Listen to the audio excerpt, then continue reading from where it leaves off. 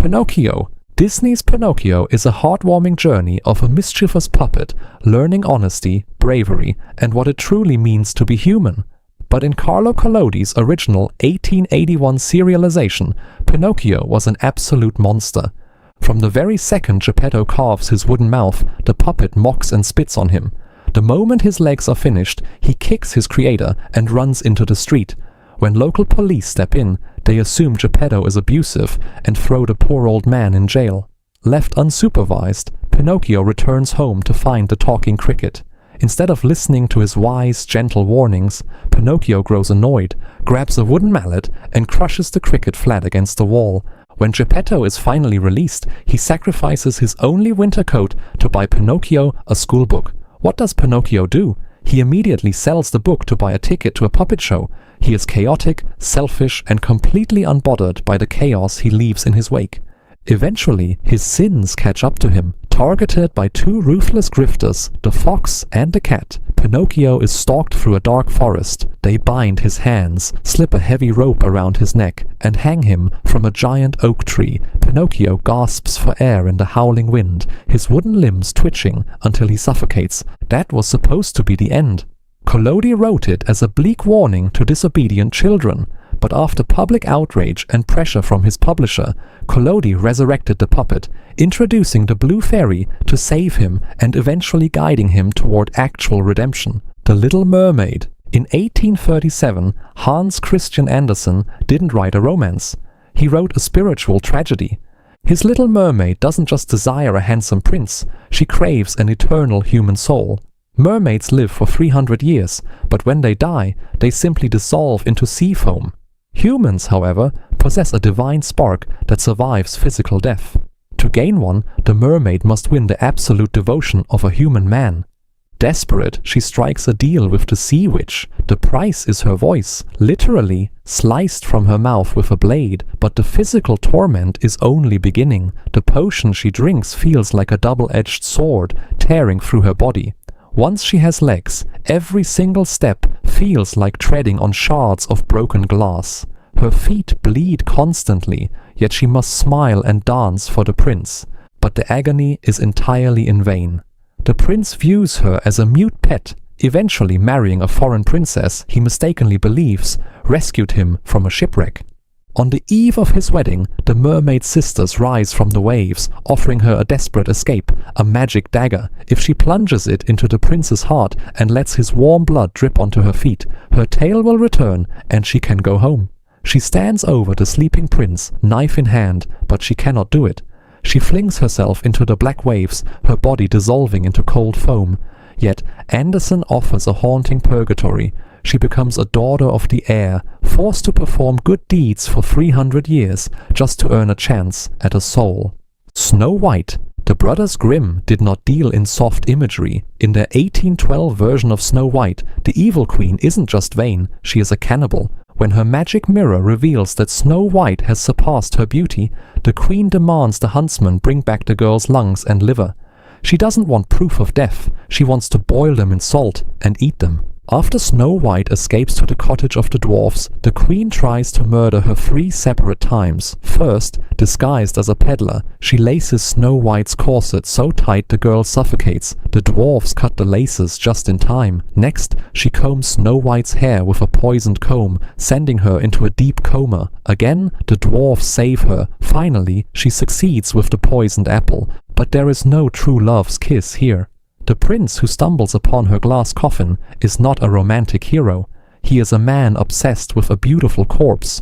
He demands the dwarfs give him the coffin, forcing his servants to carry the dead princess wherever he goes. One day, a servant, furious at having to haul a dead body around, strikes the corpse on the back in frustration. The violent jolt dislodges the piece of poisoned apple from Snow White's throat, and she gasps back to life. But the true horror is reserved for the wedding. At the feast, the queen is forced to step into red-hot iron shoes, heated in coal fire, and dance until she collapses dead on the floor. Sleeping Beauty. If you think a corpse-obsessed prince is disturbing, Giambattista Basile's 1634 Italian tale, Sun, Moon, and Talia, is far worse. Talia, a beautiful noblewoman, is pricked by a splinter of toxic flax and falls into an unnatural, death-like sleep. Heartbroken, her father cannot bear to bury her. Instead, he locks her body inside a distant estate and abandons it. One day, a neighboring king hunting in the woods stumbles upon the abandoned palace. Finding the beautiful, unresponsive girl, he calls out to her. When she doesn't wake, he carries her to a bed and ravishes her unconscious body before returning to his own kingdom.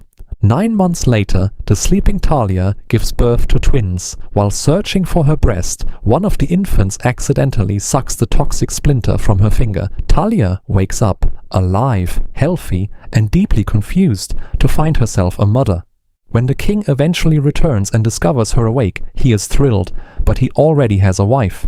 His queen, discovering the secret family, is consumed by a psychopathic rage. She orders the twins kidnapped, planning to have the royal cook mince them, roast them, and serve them to the king for dinner.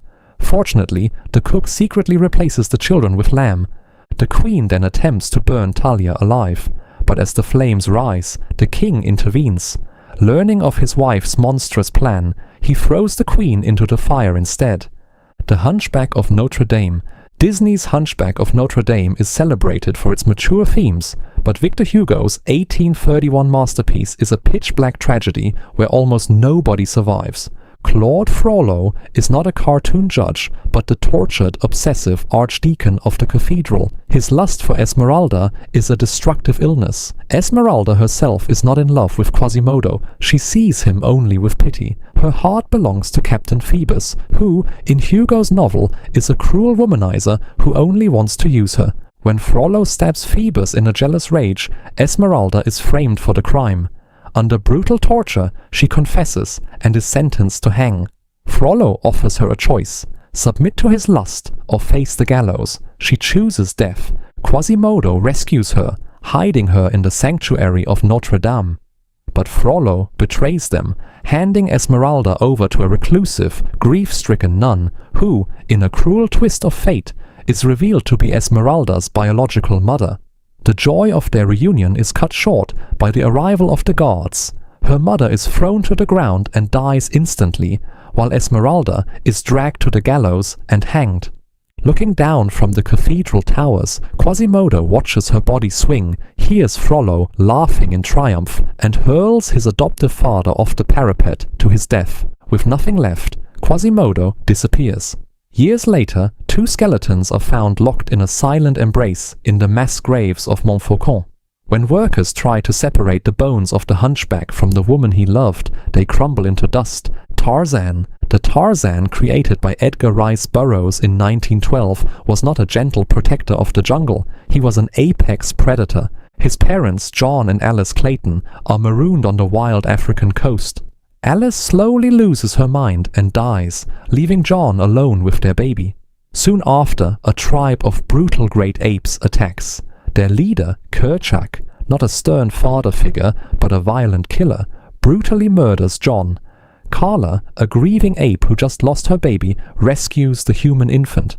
Tarzan grows up as a bullied outcast. Lacking the physical strength of the apes, he relies on cold intellect. He explores his parents' ruined cabin, teaching himself to read and write English from books. He realizes he is human, a realization that breeds a dangerous sense of genetic superiority. When a native hunter kills his adoptive mother, Kayla, Tarzan's grief morphs into a calculated campaign of terror. He hunts the tribe, stealing their weapons and killing their warriors for sport, leaving them to live in terror of a forest spirit. When Jane finally arrives, Tarzan rescues her and falls in love, eventually following her back to America. But civilization is a cage. Tarzan finds Jane hesitant, unable to reconcile the wild beast she loved with the man in a suit. Before he can confess his feelings, Jane accepts a proposal from Tarzan's cousin, William Clayton. Tarzan then discovers a letter proving he is the rightful Lord Greystoke, heir to a massive fortune. If he speaks, Clayton is ruined, and Jane is his. Instead, Tarzan chooses silence. He leaves his wealth, his identity, and the only woman he ever loved, returning quietly to the shadows of the jungle. Hercules. Disney turned Hercules into a story of a goofy hero earning his heroic status, but the ancient Greek myth of Heracles is a tragedy born of divine jealousy and madness. He was named Heracles, meaning glory of Hera, as a desperate attempt to appease Zeus's jealous wife. It failed. Hera hated the child, sending 2 deadly serpents to strangle him in his crib. But Hera's true vengeance came later. Once Heracles had built a life, marrying Megara and fathering children, Hera struck him with a sudden, violent madness. In a psychotic frenzy, Heracles slaughtered his own wife and children. Awakening to the horrific sight of his family's blood on his hands, Heracles was consumed by grief. To atone, he was sentenced to the 12 labors, grueling, suicidal tasks designed to kill him, from flaying the impenetrable Nemean lion to dragging the multi-headed hound Cerberus from the depths of hell. He survived them all, only to meet a painful, humiliating end. His new wife, Deianira, tricked into believing a tunic soaked in Hydra's blood was a love charm, gave it to him.